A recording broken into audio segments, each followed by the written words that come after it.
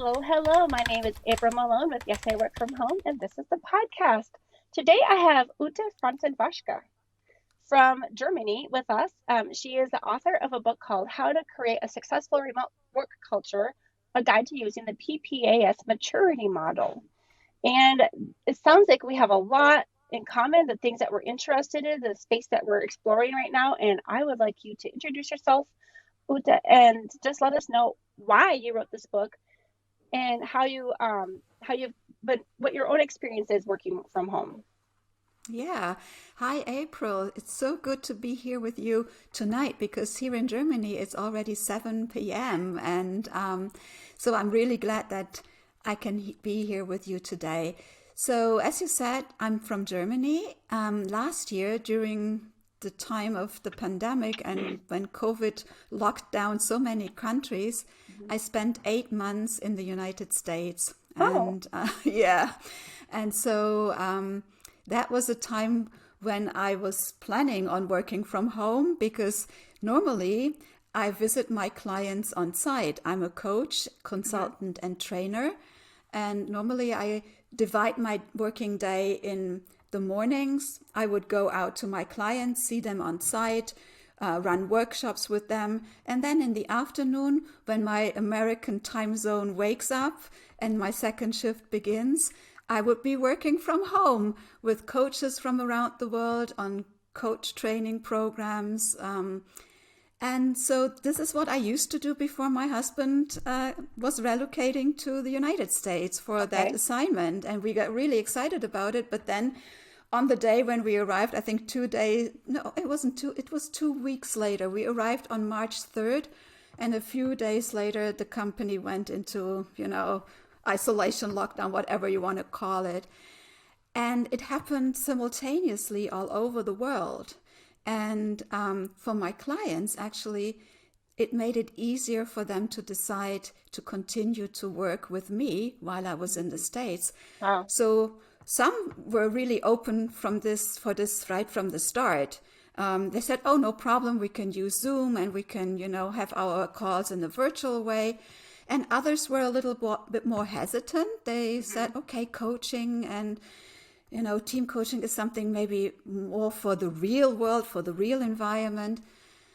But yeah, then all of a sudden everyone had to work from home and that made it so much easier for them to take that step. And so I was able to take all of my clients with me in the suitcase, basically in the Zoom suitcase, and continue my work from the United States as well. Yeah, That and is that quite a story. I'm curious, which part of the country did you get more or less trapped in?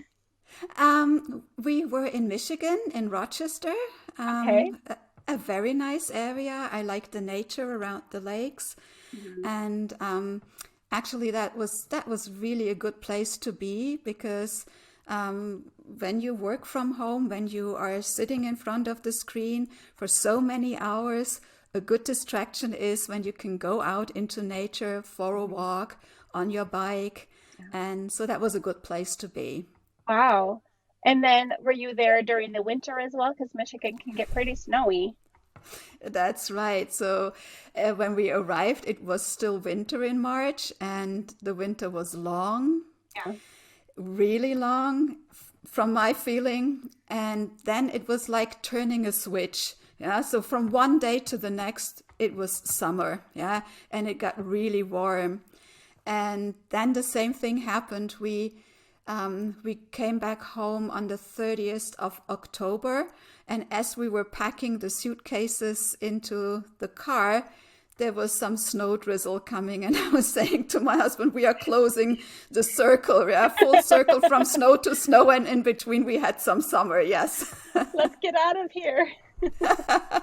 Yeah, kind of. I mean, we stayed 8 months straight. Yeah. And it was planned to have some more visits home, but it wasn't possible because of the COVID situation. And so, yeah, I was glad that finally I could see my kids again and my family. And yeah, and that was actually that was the reason why the book was written, because that was your original question. How did it come to me writing that book? It's Yeah. because I was in that situation and I worked with so many people in similar situations, but yet very different backgrounds, different scenarios. And so my husband and I, we were often sitting on our balcony during our lunch breaks and in the evenings, and he was saying, I mean, you should write a book about that. And I said, are you serious? And he said, yes, I am serious. And well, it took a few more months for me to really get used to that thought of writing a book alone. So yes, then I started in November last year when we really were home here again. I took some notes, I crafted some ideas already beforehand, but the real writing started in November when I was home here again. Okay. So let me just backtrack a tiny bit. You said that you were working with clients in person when you were at home in Germany, and the city that you live in is it Holly? Yes, it's Halle, and it's not Halle. even a city. It's a very small place. I think we've got like 6,000 inhabitants. So um, It's it's a small town. really, yes, it's small and but also very nice in terms of the scenery, the landscape, lots of nature out there. So do you normally work with people who are in your village or small town, or do you go into a bigger city as well when you're meeting with clients in person? Exactly. So I go into the next bigger city usually. This is either Hildesheim, Hanover, Brunswick. So these are the big cities in the area where I Hmm. used to go and visit clients on site.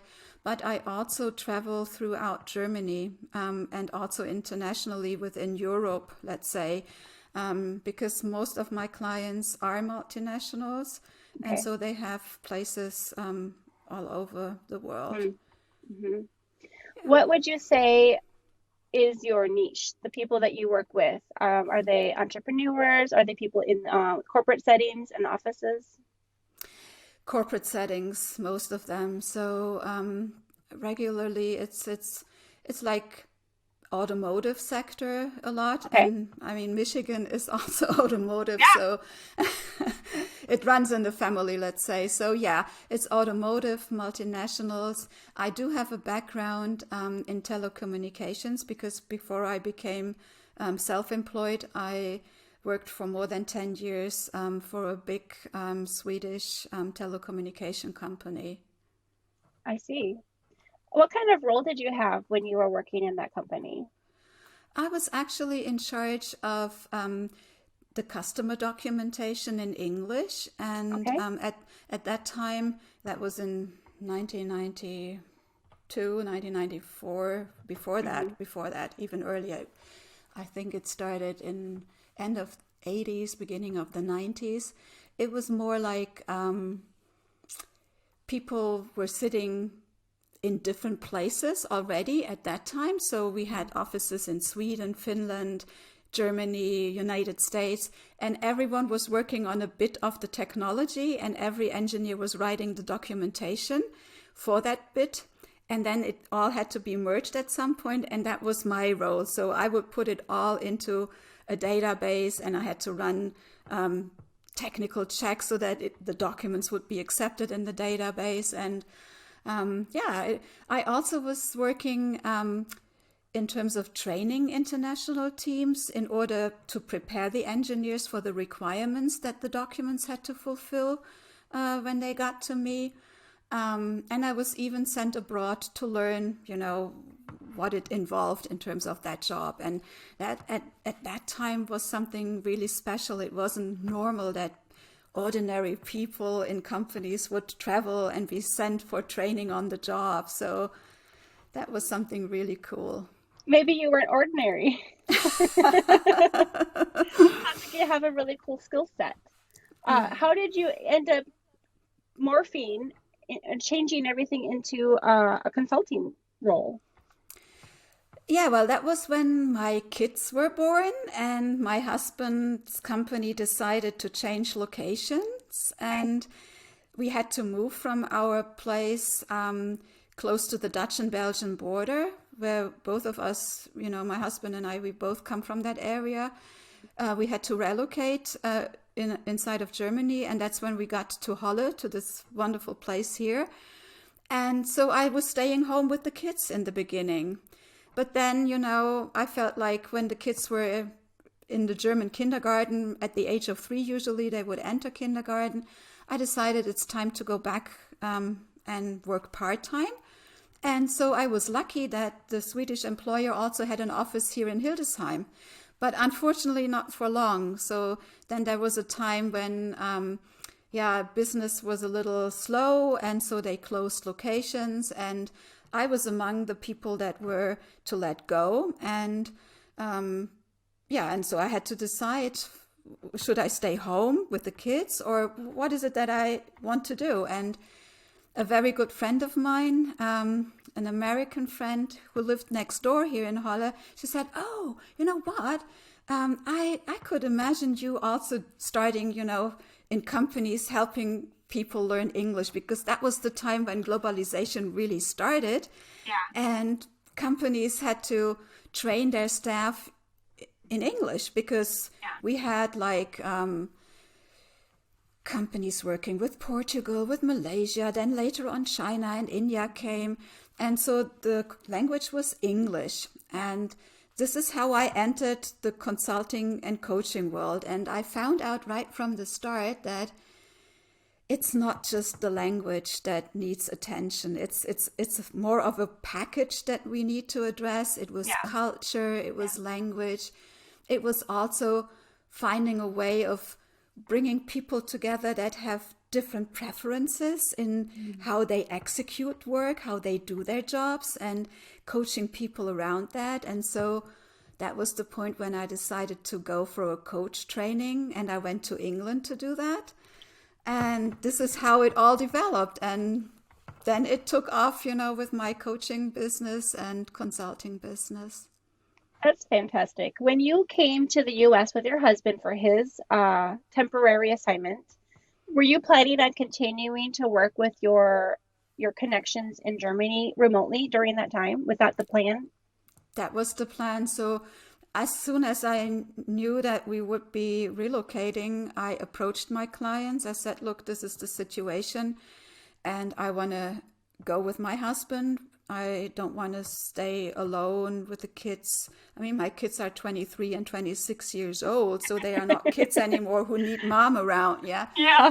So I said, I really want to go with my husband. And so I asked them, what do you think?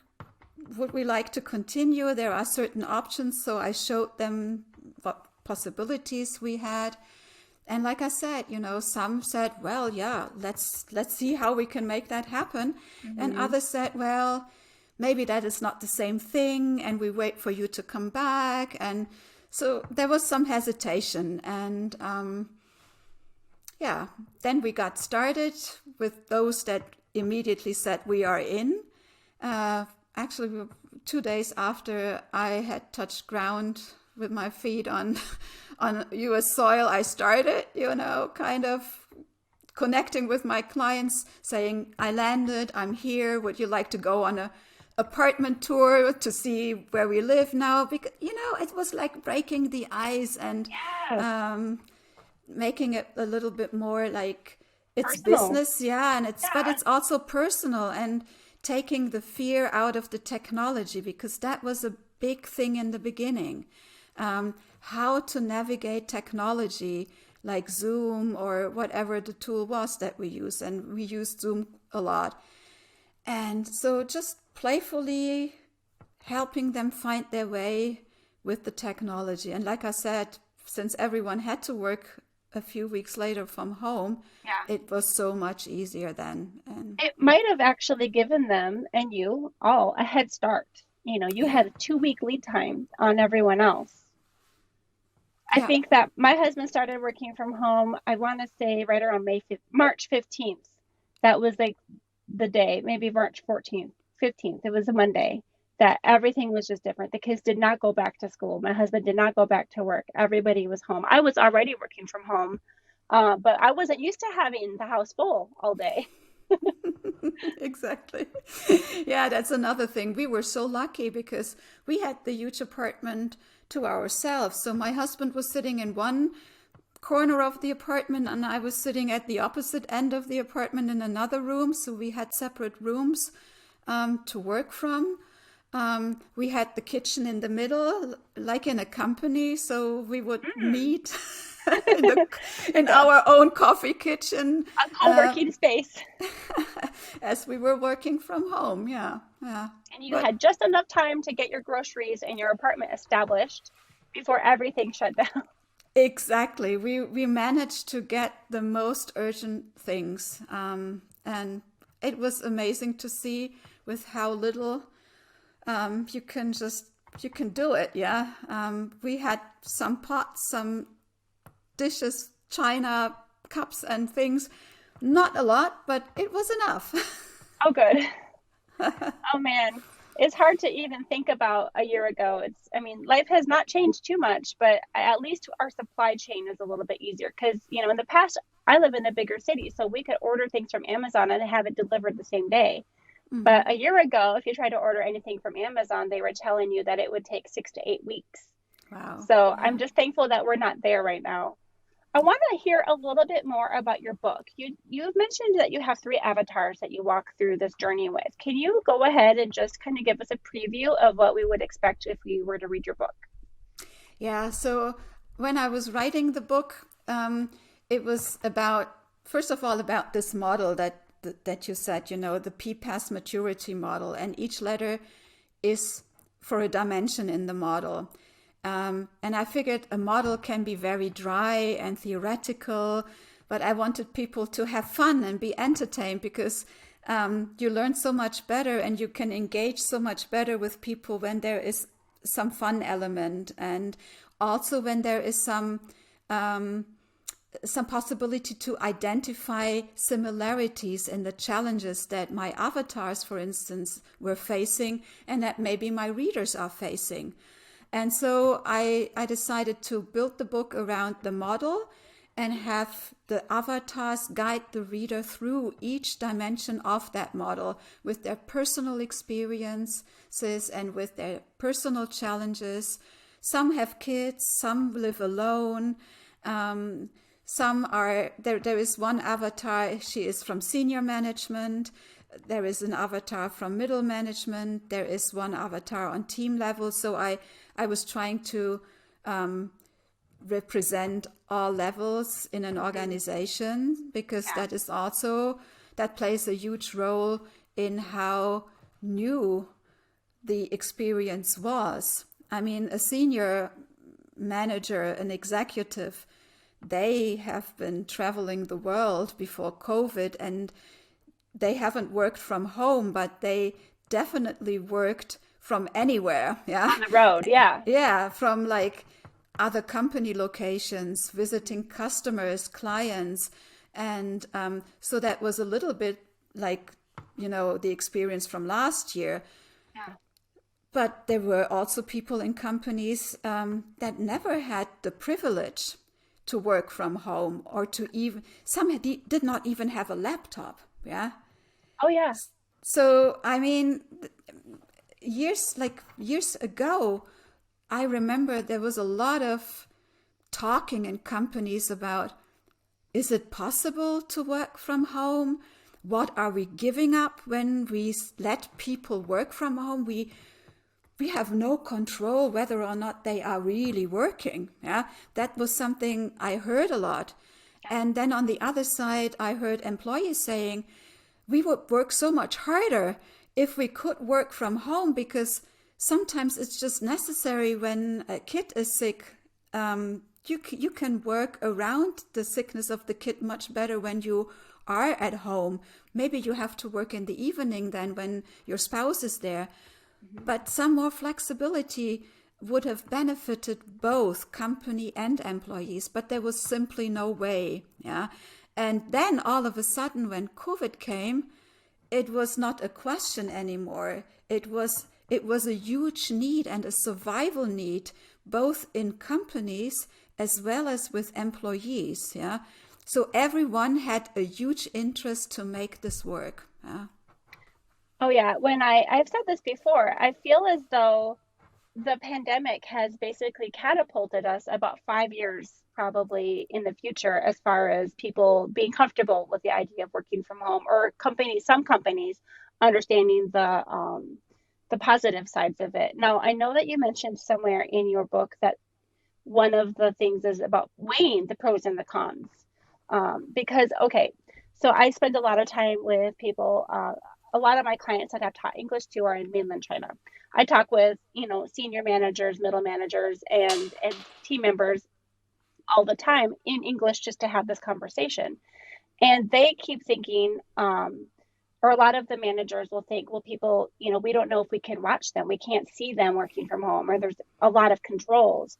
And some people that I've worked with and talked with and interviewed from like maybe a more international type company can see the flexibility and how the productivity actually improves. So I'll let you continue. I interjected there. Yes, I mean, that was the conversation we had before COVID hit. What are the pros and what are the cons? And the better an employee could sell the point, the more likely it was that the manager would buy into it and would say, okay, we give you the possibilities. But most of them were kept on the short leash. Yeah, so they had to announce when they wanted to work from home. For instance, they had to tell the manager, on Thursday this week, I want to work from home. And sometimes they even were expecting some sort of an explanation why that is. And if it was the chimney sweeper that would come, or whatever, maintenance for the heating, whatever. So, and then you had the time when people were saying, if they take home office on a Friday or on a Monday, they might have an extended weekend and they might not be really working. So there was a lot of distrust around that topic. And this is actually a shame because, like I said, I had some clients who, when they finally got the okay to work from home, they felt very, very motivated to work, not just the 8 hours. Yeah? That was another thing I needed to coach them on, because they were afraid to take a restroom break, let's say, because if the manager would call exactly in that moment and they couldn't answer the phone, that would be the proof that they are not working. And so it was a big necessity to really create rules of engagement, to create ways of working together in such an environment. And this is what the book actually does. Each letter, like I said, stands for a dimension. The dimension P for people, P for processes, A for applications, and S for structure. And so going through each of this dimension with your team, with the entire organization, and really look, what is working well here for us? What worked well last year for us? And where do we need to tweak? Because not every employee wants to work permanently from home. Yeah. And not every workplace is really the best workplace to work from home. Yeah, especially when you work in a large organization, you are worried about equality. Yeah, offering the same possibility for every employee. Yeah, and so when you have a manufacturing site, you can't let people from the manufacturing site manufacture from home. That doesn't work. Yeah. Yeah. So you have to have these conversations of what is possible for whom, and what are the trade-offs for each and every, position and job in a company, in that respect. I have definitely heard people say that as soon as they get home, sometimes they have a difficult time leaving the office and, going home at the end of the day. And like you mentioned, the bathroom breaks, that has come up a few times actually, that we're trying so hard to prove ourselves, especially for the companies that aren't physically tracking, every move. And I know that that's what some people have moved to, like, well, if you're going to work from home, then we're going to watch you work from home because we want to see, that you're there. Or we're going to, a lot of times people have like their Skype or something like that, and they have to have the little green light, showing that they're present or something like that. And I know that there's people that try to find ways around that. When I worked from the office, I worked for a major organization, health, called Mayo Clinic, and I was a secretary on site and did transcription. And I just had a regular work computer at work, a desktop, and I had no laptop at home. I had no camera. When I did eventually start working from home, I brought my desktop home, and there was still no camera. And I think now the biggest difference I think that I see from working from home now compared to 15 years ago is the fact that we're often on camera, that we're having these meetings face to face, which in some ways I think improves the experience so that we can have this collaboration and, read nuance and everything. But at other times it kind of puts pressure on people, to have like now their personal home is on display and that there's ways around that. Can you talk a little bit about that? What it's like for people to always have to be on? Yeah, so I think this always on is really an interesting topic, because when they are working at the company, they are not always on. I mean, their computer is always on, but they still have bathroom breaks. They have lunch breaks, and they might even go to the coffee kitchen and have a conversation with a colleague. Yeah. So, and that was a conversation we had with managers and as well with employees last year, in order to normalize. Yeah. And last year it was not such a problem anymore because everyone was having the same problem. They needed some time off from screen in order to be productive again. Yeah. Because it doesn't mean when you spend 8 hours in front of the screen that you are 8 hours productive. Yeah.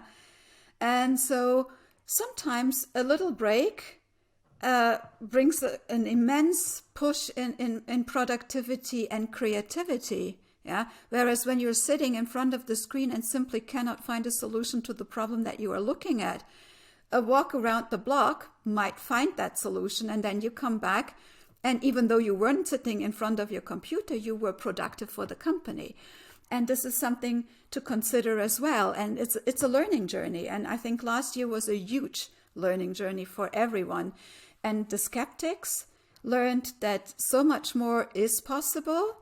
In terms of, this trust and control point of view. And those that said, okay, my workplace is now moving into my home, and they felt like an intrusion is happening. They also learned that they can set limits, they can set boundaries. Yeah. And we often talked about how to do that. And by having a special place from where you work, just a simple thing like that can be a huge help. I mean, not everyone had an office or a separate room that they could convert into an office, but it's important to have a place that you call your workplace. Yeah. And because this is the place where you go when you work, and when you are done with work, in the evening, or depending on how you are managing your time during the day, when you leave that place, it's your private time. Yeah. And you can also, technology has done a lot in order to keep the backgrounds blurred. And that was a big relief for some people who felt, well, if my daughter is running through the video camera because I'm sitting in the living room or whatever, or just a kid coming in, we had cats running on the keyboard of computers. We had dogs barking. Last year, so many things were okay that wouldn't have been okay a year back in time, when people had worked from home, let's say in 2019, and that would have happened. Some other reactions would have come out of that. Oh, absolutely. When you described some of these things about like these companies were only allowing people work from home if they had a reason, they had to give an explanation. That was basically my husband's situation. If we had a kid who came home from school sick and I had an appointment or a meeting or somewhere I needed to be and I couldn't physically be home, he could work from home. But again, it was always that explanation. And now we're swapped. Now he's doing 90%, 80 to 90% of his work from home, which is wonderful for us, but it's a big switch. You mentioned you used to do some of your client work on site. Are you still doing much of that now that I mean, I don't know. Where I live, we are still considering ourselves under a pretty strict social distancing, quarantine, lockdown. But I know that not all of the world is doing that now, that a lot of people are going back and resuming life. Are you meeting the people in Germany in person again, or are you doing it remotely now? I'm not allowed, as an external person, I'm not allowed on company premises. Okay. Um, my clients partly work from home, partly go to the office. So they have these shift models, so to speak. Depending on the size of the office, let's say 3 or 5 employees can be in the office wearing masks at the same time, but the team is, of course, Okay. larger. So you have people coming in odd weeks and even weeks, the other group, or they swap with days. So not everybody is on site all the time. That's not Hmm. allowed. And those that don't need to go into the office because of work reasons, or they just work from home, and that's Hmm. okay. So Yeah. it's quite a mix. It's really a mix. But for me, as an external service provider, it's not allowed at the moment. So I'm only working, even though I'm just 20 kilometers away from the location, I still cannot see my people on site.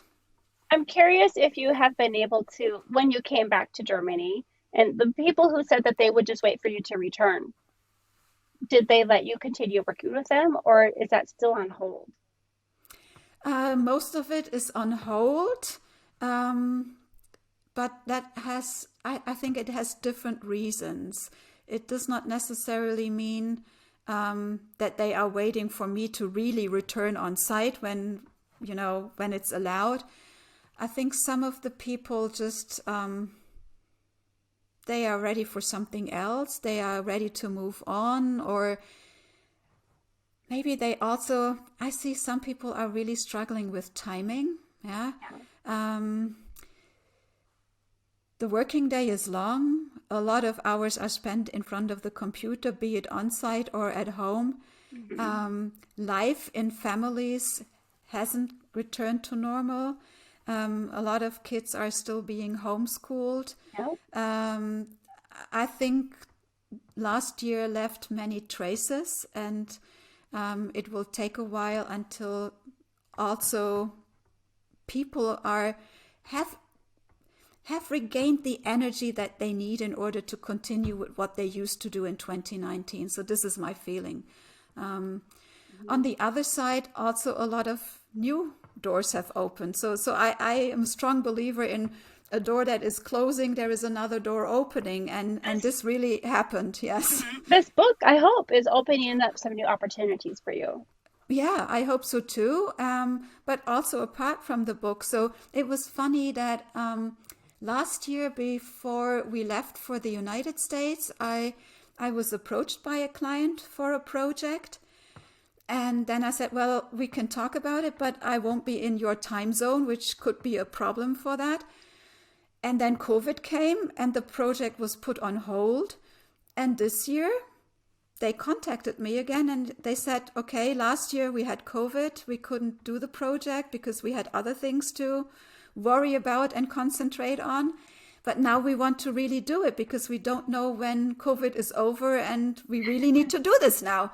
And I Yeah. said, good. Okay. I'm I'm back here in ready. Germany. I'm back in your time zone and I can help you to do it. And so that's also nice. That's fantastic. Can you talk a little bit about I keep saying fantastic today. That's my word of the day, I think. Can you talk a little bit about your workspace? Now, in the past, when you were meeting with people, you said you still were doing some of that work from home, and now you're doing it. Has it changed at all now that you're working from home all of the time? Um, I always had my office. Actually, I have two offices. I have one office that is the office where I do my admin work. And Okay. then I have one place that is in the basement. It's a really big room where I also invited clients when we had workshops or for meetings. And this is the place where I'm now. So this is my workplace where I work when I meet my clients. And when I do my office work, like writing invoices, doing offers, I go upstairs. So it's the same routine that I kept. So having some structure, even though everything else has shifted.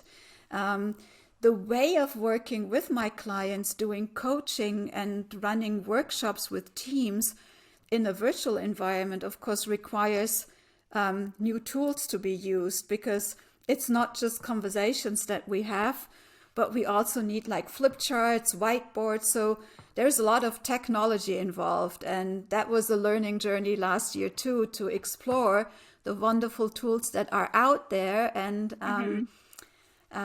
test them, play around with them, and also look a little bit what are good tools, what are useful tools, and then also let my clients play with them, because usually it takes a little longer for these things to arrive in companies because of IT restrictions, etc. And so that was an interesting part as well.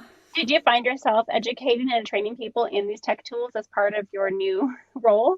Oh yeah, oh yeah. So and that was the fun part, because I love technology. So I was lucky that last year in March there was a big movement started, and the guy who wrote the foreword in the book was the initiator of that movement. We actually started a conference to help people learn to navigate that remote workspace. And so we had the luxury of experimenting with tech tools and then use them at the conference and introduce the conference delegates to the tools. And then I continued, working with some of the really good ones with my clients. And what was really interesting was that when we were using the tools in our sessions, let's say, it was a lot of fun for them to just experiment with things that they said, we would need those things at work, but we don't have them. And now, nearly a year later, I can see some of these tools moving into the workplaces now. And so my clients have a heads up. They already have played with the tools before, and I think that's a good thing as well. Are you willing or able to name any of the ones that you especially like? I really like HowSpace. That is a virtual collaboration platform that I use whenever possible with my clients. It allows teams and large groups, even conferences. It brings people together on certain topics. They can have conversations in chat boxes, synchronously, asynchronously. You can use it to engage people in polls. You can use it for your presentation, and everything is in one place, and everyone can go there. And it's really a nice collaboration platform. You said That house space? HowSpace. Is it HOW? SPACE. I have never heard of that one. Yeah, it's all in the book, because what I did in the book, I'm not advocating or advertising for these companies. I also did not tell the companies, like Zoom or, Miro, whatever the names are. I did not tell the company that I would mention them in my book. But since I was talking about applications in the A for applications, some tools were mentioned. And so what I did at the end of the book, I made a list of all of the companies that I had mentioned with, links to their website, so that people can choose for themselves. Because when I like a tool, it does not necessarily mean that everybody else needs to like it. So I think it's something that companies need to look into, because a tool is there to serve and to support either a process or an action. And so companies need to look, what tools do we have and how well do they support our employees in doing the work that they need to do in the most effective and efficient way. And so I can just recommend, they can experiment, and then they have to decide for themselves. So I don't know this all. Yeah, and it's always evolving and changing. Within 3 years or 5 years, it'll be, new tools and others will be obsolete. How do you feel about Zoom and like the whiteboard features and the ways that you can annotate things? I love Zoom. I mean, without Zoom, last year I couldn't have survived as as a freelancer working from the United States with clients in Europe. Hmm. But I had used Zoom before that already, so it wasn't a new tool to me. But Right. it's amazing what Zoom has done in terms of improvements. Oh, yeah. Just speak about, I mean, in the beginning there were no breakout rooms. Yeah, this is such a good thing to have, that you Hmm. can send people into breakout rooms. Whiteboard is something that I do not use that often. Yeah, It's a but little, it has room for improvements. yeah, but it's like for a fun activity when people need a break. Yeah, Yeah. you just open the whiteboard and everyone starts drawing. Hey, Hmm. this is. Huh? But there are, like I said, you have to take a look. What is the tool? What is the tool really good for, and how can you add maybe another tool to supplement it so that you have a good mix? Yeah. Yeah. Yeah. How about your work from home and work-life balance? Can you talk about that for yourself personally? Here at home, in my real home, it's a little bit harder to find that balance. It was easier in Rochester because it was just my husband and me and the apartment. Um, Here at home, there are so many temptations to continue to Yes. to work here and to work there, and something in the garden is waiting, and the family is waiting. Structure is something that helps, in my opinion. Really have a start of the working day and an anticipated end. I mean, freelancers work a lot. I'm sure you know that, and we don't have regular working hours. Mhm. However, when I work late in the evening, which I sometimes do because of the time difference with the United States, I can take it easier in the morning. Yeah, and I like to go out for walks in nature or ride my bike. Now that the temperatures are getting a little bit warmer here, I could get my bike out again. Sometimes just sitting outside on my deck when the sun is out, chilling in the sun. That is how I try to balance the time between meetings on Zoom, on the computer with other tools. Mhm. Yeah, but it's not easy. You are right. So it requires discipline, which I do not always have because the temptation is so. Because getting the job done sometimes makes me feel good as well. Yeah, and Mhm. saying, "Oh, just another 30 minutes, and then it's another hour, and it's still not done," kind of a thing. So You have adult children, and so you're kind of in a different stage of life than I am. We didn't have our children until we were in our 30s. And so my breakaway time is I need to make a snack for the kids or get them started on their next homework assignment or get them logged into their, online meeting or whatever they have. So I kind of have a lot of natural breaks, and it's hard sometimes to come back and get back into work. And I guess I can see the struggle from both sides. We were talking a little bit about the corporate model, with the management and the middle management and the team members. And when I was thinking about that, I usually think of the team members as the ones who are probably hourly, and then the management and middle management would be the salaried people. But you are basically working as a freelancer or a contractor now. So have you found yourself, because of the book, or now that you're kind of changing, your space a little bit, do you find yourself working with entrepreneurs very often? no, my clients haven't changed. So it's the same corporate world that I'm in. I always worked with coaches and trained coaches. That was actually the first experience in remote work in terms of using Zoom. In the past, it was also what was it? GoToMeeting was a tool that was Right. used. So it was in 2016, I think, when I started to work with coaches from around the world, and it was all online. Mhm. So no, it's and startups from time to time also are among my client base, but yeah, it's not as much individuals or entrepreneurs per se. Yeah. Okay.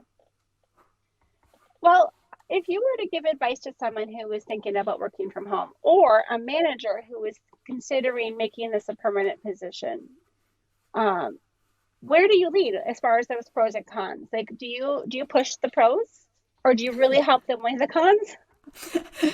As a coach, I never give advice. Okay. So what I usually do is I ask questions, Yeah. and those questions will bring clarity for the manager or for the employee. What is a good scenario for them? Yeah. I can say what works for me, and I can share my experience, and I can also share the experience I collected or I heard about from the clients I worked with. But still, it doesn't mean it's the same for that person that I'm now facing. Yeah. So it's really important to see what is the family situation. Like you said, you have kids Yeah. at home. And so for you, it might be interesting sometimes just to go on site and to work, in the office with your colleagues. But on another day, it's better to work from home. So that is one scenario. And then the other scenario could be, I mean, my husband used to travel really a lot before 2019. And so he never was in his office or hardly ever. Uh-huh. So it really depends on so many aspects. What is the right scenario, the right choice for each and every person? And I think that's going to be the big challenge going forward, because it's not that cookie cutter approach. We can do it this way, we can do it that way, and everyone goes into that funnel. Yeah. So really looking, what is it that people need in the workplace? Do they need the connection? Because we have a lot of extroverted people that really need the connection, that need the interaction in the real world. Yeah. Not just on Zoom, not just on Yeah. camera. Yeah. And then we've got introverted who also say, yes, we like the quiet place at home. And yet it's even harder for us to get into the Zoom call and speak up because everybody else is already chatting away. So it's really looking at what is it that people need and how can managers develop the skills to see what probably they need to pull more for in order to have an environment where everyone can develop and shine. You basically described my husband and I. I'm the extrovert, the social butterfly. I'm the one who's always trying to host a party or get people together for breakfast or coffee or something. And he is kind of a lone ranger in a lot of ways. He goes to work it's actually surprised me a little bit. But he has said that it actually would be helpful to be in the office at least one day a week with his teammates. Now, if everyone rotated and only, because right now he's actually on site and he's the only person there because only the person who's on call needs to be on site. And so for him, it's no different than working from home. He still has to collaborate with people electronically, and it doesn't help. Like, there's not, like, he usually sits next to his manager, and usually if his manager stands up and starts to exit, he could say, oh, hey, and catch him. And now he doesn't have that. So he's hoping that maybe if they were ever to resume a partial on-site model with, maybe more permanent work from home for the other days of the week, he's kind of hoping that everybody would be there on the same day. So they could at least have that one day of collaboration, which obviously during, the pandemic is complicated. But he actually has expressed how much he likes working from home. And, obviously sometimes we'll be a little loud or I'll have to take the kids outside if he's going to be in a meeting. But his team has made it so that it's not an expectation to have their camera on. Even if they're in a Skype call and they're all there, mostly they're just listening to each other's voices. They see that person's image, their screenshot, or what am I saying, their headshot, but they are just talking like more like a conference call. And that I think is comfortable for most of them. But yeah, it's a little surprising to me that he actually kind of wants to go back on site, even just a tiny bit. Yeah, I can understand that. I'm also more an introverted person, but Hmm. I do love the interaction Yep. with real people in real places, and I think this is a human need we all have, the human need for connection, Yeah. and we were all surprised to see how much connection can be built real fast in such a virtual environment, and yet getting out into the workplace again is something that does make a different experience from the virtual world.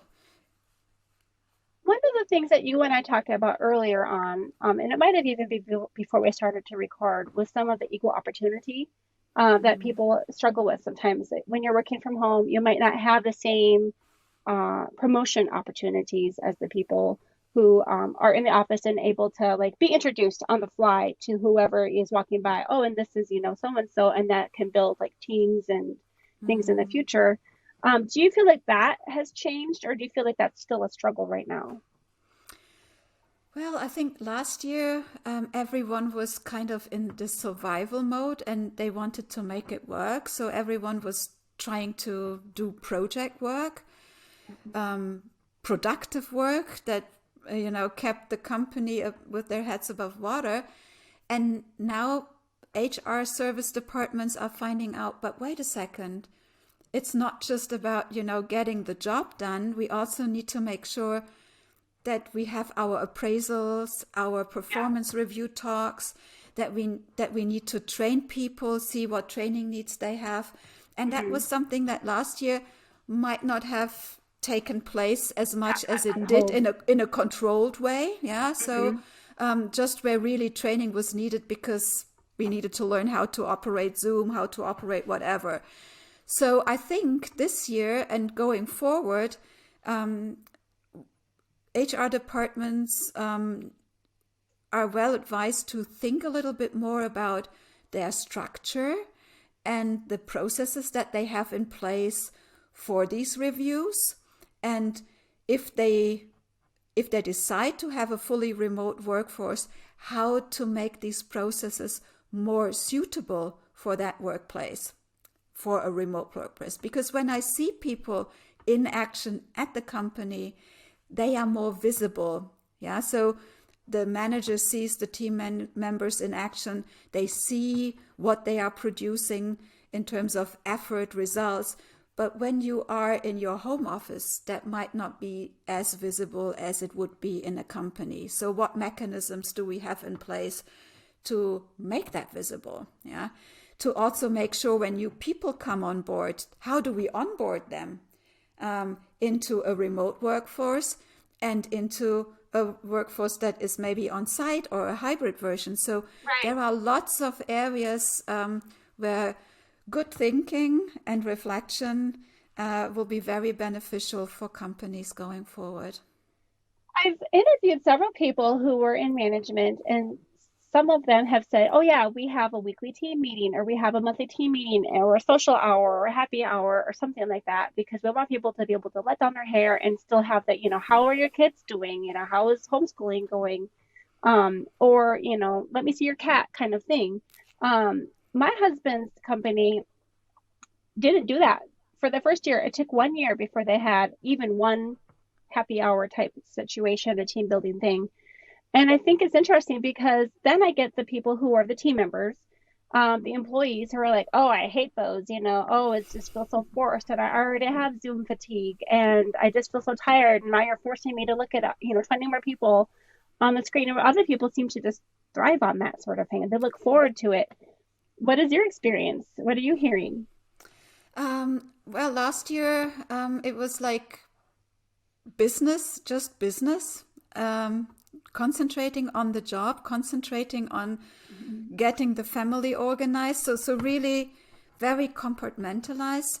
It loosened up a little bit when people went to virtual events that were non-work related, like conferences.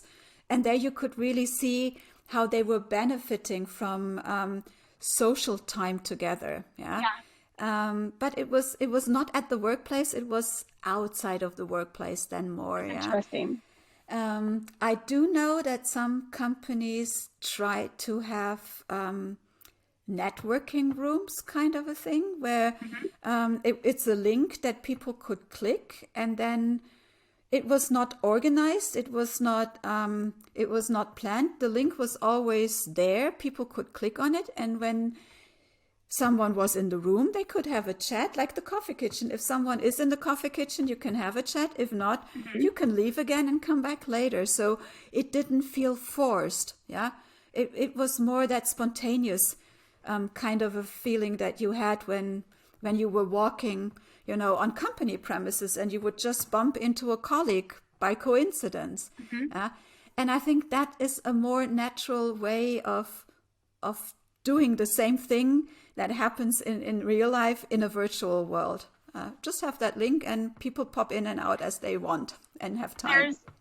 There's it's escaping me right now. I wish I had looked it up beforehand, but of course I didn't know we talk about this. But there is a website, and it's basically that it looks like little cartoon people walking around, but you can actually like walk from, the office into the break room to the conference table, and you can see people working at their work desk, and you can, walk up to them and start a conversation, or they'll show that they're busy.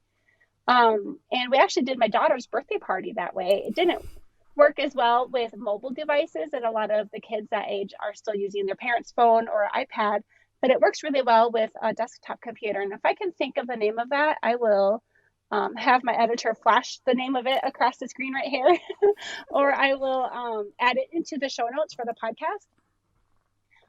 But it was a neat tool, and I think that they've really expanded and exploded, and the development of what they can do. They can even have conferences and breakout rooms where you can basically go into a private room where no one else can enter if it's full, or you close the door. So it's a lot like going to someone's home, and you can move into the kitchen. They actually have it, so you can go into a house, go in the backyard, sit at a table, go into the living room, go into the dining room. And I can see the potential for that. It's kind of hard to explain to people, but you have to be on a desktop computer to be able to make it work. Oh, they will for sure come up with an app so that it's also I'm possible. sure they're working on it. Yeah. I think I know what you mean. I don't recall the name of that particular one, but I do know there was one tool that was called Your Tribe with a similar function, and now they have a different name. It's called Wonder, I think. Wonder. But it there, might be in the same space. Yeah, right. So there is a lot out there, and that also was something last year.